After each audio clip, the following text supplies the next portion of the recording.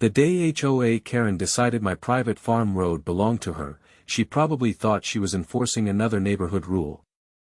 She had no idea she was about to trigger a chain of events that would leave an entire luxury community staring at a locked gate. My name is Jake Mercer, and I had owned my farm and that road for years before the first $1 million house was ever built nearby. The road wasn't just a driveway, it was the only practical route connecting the community to the main highway. Then the HOA sent me a notice demanding that I surrender control of it. Bro, hearing this just blew my mind. They genuinely believed a piece of land they had never purchased could simply become theirs because they had an HOA board. I refused. What happened next turned a simple property dispute into one of the most unbelievable battles of my life. For years, Jake Mercer's farm sat quietly beyond a line of old oak trees, surrounded by pasture, equipment sheds, a weathered barn, and several hundred acres of open land. The farm road running along the eastern boundary had always been part of his property. Jake used it to move tractors, haul feed, transport harvested crops, and reach a storage field on the far side of the farm. His grandfather had used the same route decades earlier, long before the neighboring development had even existed. Then everything changed when a luxury housing project called Silver Creek Estates began construction across the boundary. At first, Jake didn't care. People were free to build homes wherever zoning laws allowed them, and he had no interest in interfering with anyone's property. But the developers had one problem. Their planned community needed a convenient connection to the main highway, and the easiest route ran directly across Jake's private farm road. Instead of negotiating a proper easement, the HOA eventually treated the road as though it had always been part of their access system. Bro, that was the first warning sign Jake should have taken seriously. Once the community filled with expensive homes, things became even stranger. Residents began driving across the farm road without asking. Delivery trucks followed them. Landscaping crews started using it. Construction workers treated it like a public access route.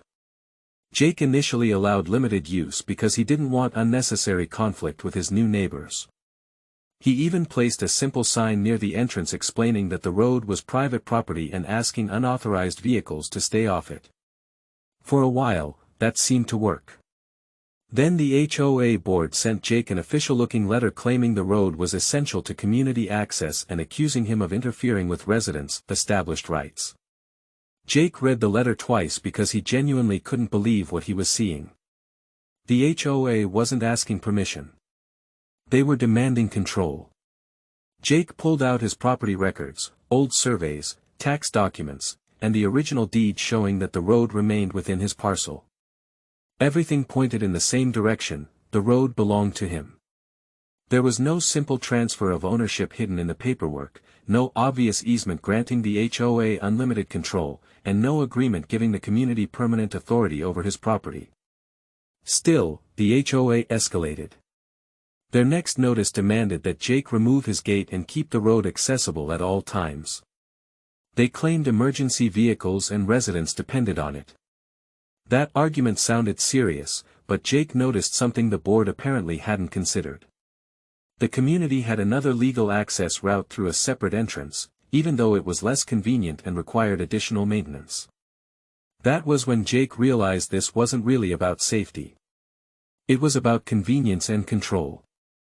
The HOA wanted his road because using it saved them money, reduced traffic on their internal streets, and gave residents a faster route to the highway. And now they were trying to make their convenience Jake's responsibility. That's exactly how people act in real life when they get used to having something they were never entitled to. Jake decided he would stop arguing emotionally and start documenting everything. He photographed the signs, recorded every unauthorized vehicle, organized his property documents, and contacted a property attorney. He still hoped the situation could be resolved quietly. But when the HOA delivered its next demand, Jake realized quiet cooperation was no longer an option. The board had just made a move that would change everything. The next morning, Jake found a new HOA notice attached to his gate. This time, the language was far more aggressive. The board claimed Jake was obstructing a shared community access route, and warned that continued restriction could result in legal action. But there was one problem: the road was still on Jake's deed, and nothing in his records showed that the HOA had the authority they were claiming. Jake immediately sent the notice to his attorney, expecting the usual back-and-forth paperwork. Instead, something happened that made the entire situation much more serious. A contractor hired by the HOA arrived at Jake's property with equipment and began measuring the entrance. They appeared ready to modify the gate without Jake's permission. Bro, this part was unbelievable. Jake watched from a distance, realizing the HOA had apparently moved from making demands to acting as though those demands were already legally enforceable. He documented everything and contacted the authorities to report the unauthorized activity. The contractor eventually left, but the message was clear. The HOA wasn't planning to back down. For that evening, Jake reviewed every document connected to the farm road. His attorney discovered an old survey containing a detail that could completely change the balance of power. The community's main entrance depended on a separate access agreement that had never transferred ownership of Jake's road. More importantly, the HOA's own development documents acknowledged that the road remained privately maintained. Jake finally understood the situation. The HOA needed his road far more than he needed anything from them. So instead of continuing to argue, Jake decided to exercise the property rights they had been ignoring. He prepared a formal notice restricting unauthorized traffic and planned to install a stronger security gate at the entrance. It wasn't revenge yet. It was simply Jake stopping people from using his land without permission. But the moment the HOA realized what he was about to do, they panicked. Their entire luxury community had been built around an assumption they had never properly verified. And Jake was about to make them face the consequences of that mistake. Jake's attorney sent the HOA one final formal notice explaining that the farm road was privately owned, unauthorized traffic would no longer be permitted, and any attempt to alter the gate or enter the property without permission could create serious legal consequences. Jake expected the board to finally understand the situation. Instead, the HOA doubled down. Their attorney sent back a response arguing that residents had become dependent on the road and that restricting access would create an unreasonable burden on the community. Jake stared at the letter for several seconds before putting it down. Bro, this was the moment when the entire argument became almost absurd. The HOA was essentially saying that because hundreds of people had become accustomed to using Jake's property, Jake was somehow responsible for maintaining that convenience forever. Jake decided he was done playing defense. He hired a licensed contractor to install a heavy-duty security gate at the entrance to his farm road. The gate wasn't designed to trap anyone or create danger. It was a controlled access point for private property, with appropriate emergency access arrangements coordinated through the proper channels. Jake also placed clear signage explaining that the road was private and unauthorized vehicles were prohibited. Everything was documented. Every measurement, every notice, every legal communication went into a file. He wanted there to be no confusion about what he was doing and why. The gate went up early on a Monday morning. By lunchtime, the HOA knew. Within hours, residents started arriving at the entrance expecting to use the shortcut they had treated like a public road for years. Instead, they found the new gate closed. Some turned around immediately. Others stopped to read the signs. Jake watched from his property as the confusion spread through the community. For the first time, the residents were being forced to confront something the HOA board had ignored: the convenient road they depended on was not theirs. Then HOA Karen arrived. She wasn't the official president, but she had become one of the loudest voices behind the campaign against Jake. She drove to the gate with several board members and stood there inspecting the new barrier as though she couldn't believe Jake had actually followed through.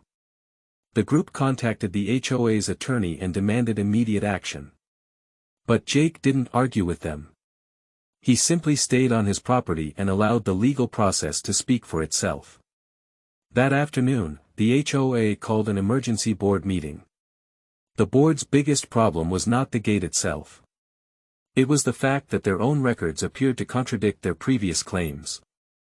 Their development documents referenced an alternate entrance, meaning the community was not completely landlocked. 6. The problem was that the alternate route was narrower, less convenient, and required maintenance the HOA had been avoiding. For years, using Jake's road had allowed them to postpone those expenses.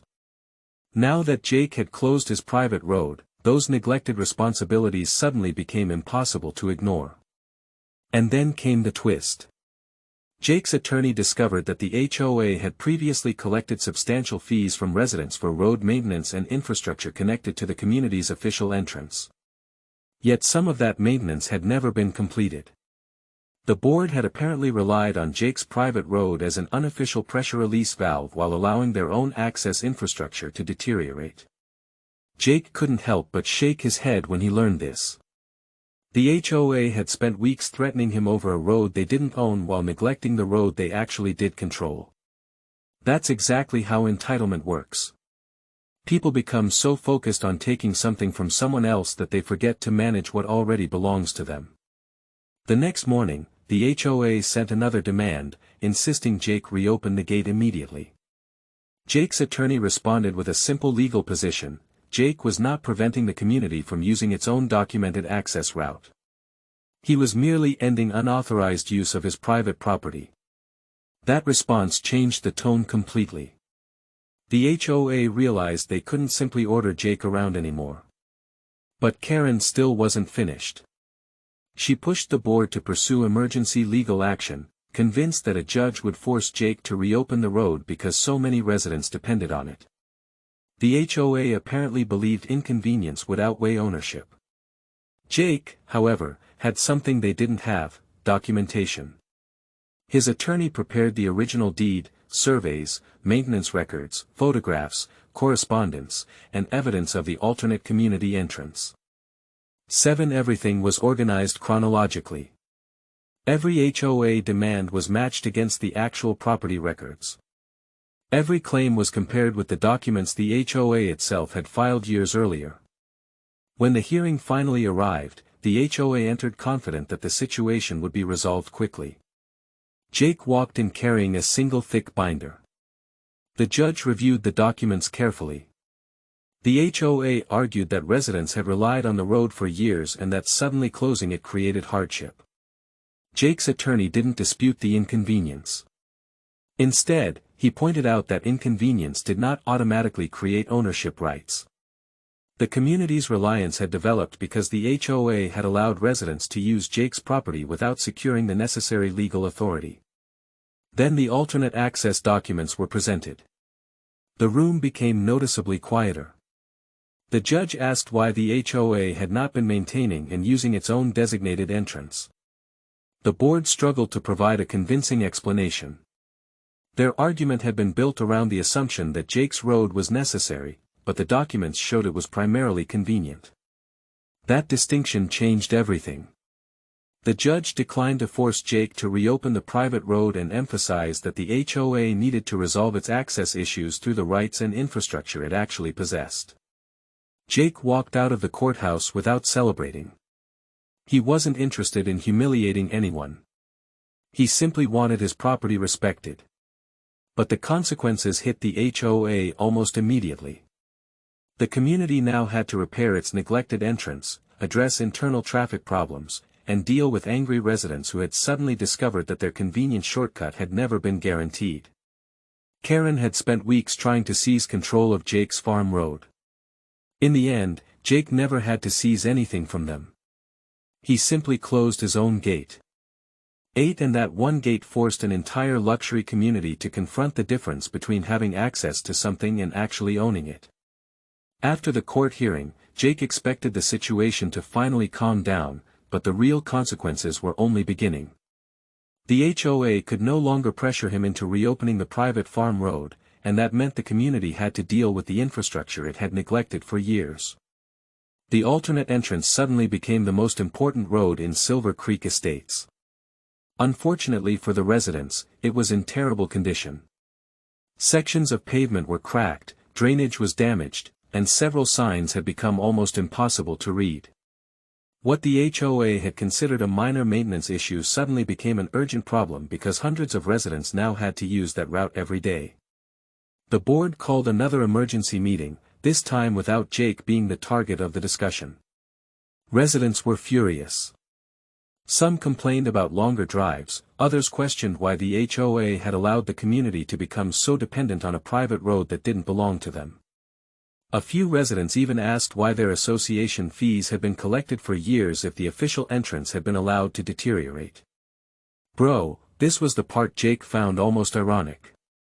The HOA had spent so much energy trying to control his property that nobody had bothered to ask why their own property was falling apart. Then the financial consequences became clear. Engineers estimated that repairing the alternate entrance and improving drainage would cost far more than the board had budgeted.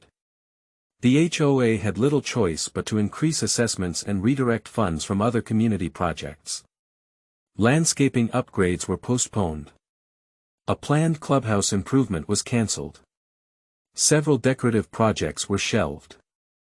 9 residents who had never cared about Jake's farm suddenly realized that the fight over his road was going to affect their own wallets. Karen, meanwhile, continued insisting that Jake had caused the entire mess. But the records told a different story. Jake hadn't damaged the community entrance. He hadn't ordered the HOA to ignore maintenance. He hadn't forced residents to use his road. He had simply stopped unauthorized traffic on land he legally owned. Eventually, even some of Karen's strongest supporters began distancing themselves from her. One resident submitted a written complaint asking the board to investigate how the road access dispute had been handled from the beginning. Another questioned why the HOA had sent threatening notices before properly verifying the property's legal status. The board was now facing something much more dangerous than Jake's gate, accountability from its own members. Jake didn't celebrate the chaos. Instead, he returned his attention to the farm. He repaired a section of fencing, moved equipment back onto the road, and resumed using the property the way his family had for generations. For the first time in months, tractors could travel without strangers driving past. Delivery trucks stopped appearing at the farm entrance. The constant traffic disappeared, and the property became quiet again. A few weeks later, Jake received an unexpected letter from the HOA. The tone was completely different from the earlier demands. It acknowledged that the farm road was privately owned and confirmed that the association would no longer represent it as a community access route. The HOA also agreed to handle maintenance and access through its own designated entrance. Jake read the letter and smiled. Not because he had defeated someone, but because the argument was finally over. The biggest lesson wasn't that Jake had locked a gate. It was that he had refused to let someone else's entitlement redefine his property rights. He had remained patient, documented everything, followed the legal process, and allowed the facts to speak for themselves. And then something happened that Jake never expected.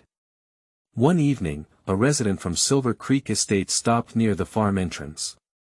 Instead of complaining, the man apologized for how the situation had been handled.